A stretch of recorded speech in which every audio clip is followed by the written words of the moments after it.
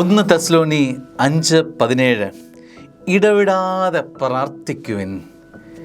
ജീവിതത്തിൻ്റെ മണിക്കൂറുകളെ നമ്മൾ ഡിവൈഡ് ചെയ്യുമ്പോൾ ഇതിലെത്രമാത്രം സമയം നമ്മൾ പ്രാർത്ഥനയ്ക്കായി മാറ്റിവെച്ചിട്ടുണ്ട്. ഇടവിടാതെ ഈ മണിക്കൂറുകളിൽ പ്രാർത്ഥനയ്ക്ക് നമുക്ക് ആവശ്യമായ ഇടങ്ങൾ കൊടുക്കണം. അത് പ്രാർത്ഥനയ്ക്ക് വേണ്ടി ഒരുങ്ങി ഒരു പായിലിരുന്ന് പ്രാർത്ഥിക്കുന്നതിനെക്കുറിച്ച് മാത്രമല്ല, മറിച്ച് ജീവിതത്തിൽ ഈ മണിക്കൂറിനിടയിൽ ഒരു പ്രാർത്ഥനയ്ക്കൊരു കൃത്യമായ ഒരു സ്ഥാനം ജീവിതത്തിൽ നീ കൊടുക്കുന്നുണ്ടോ എന്നായി വചനത്തിൻ്റെ അർത്ഥം. ജോലിയും ഈ തിരക്കുകൾക്കിടയിലും നമുക്ക് പ്രാർത്ഥനയ്ക്കൊരു സാധ്യതയുണ്ടല്ലോ. സ്നേഹമുള്ളവരെ, ആ ജോലിയുടെ തിരക്കിനിടയിലും ഒരു എന്താണ് പ്രാർത്ഥന? ഒരു ദൈവസ്മരണയെക്കുറിച്ച് വചനം പറയുന്നത്.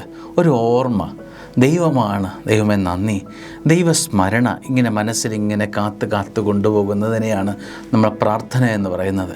ഒരു പ്രാർത്ഥന അനുഭവത്തിലാണോ നിൻ്റെ ജീവിതത്തിൻ്റെ മണിക്കൂറുകളിൽ നീ കടത്തിവിടുന്നത്?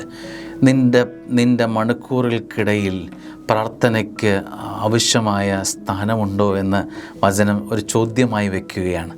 ഒരു പ്രാർത്ഥനയ്ക്ക് നമ്മളെപ്പോഴാണ് പ്രാർത്ഥിക്കുന്നത്? അത് വൈകുന്നേരം 7 മണിക്ക് അല്ലെ 7:30 ഒരു 10 മിനിറ്റ്, അങ്ങനെയല്ല.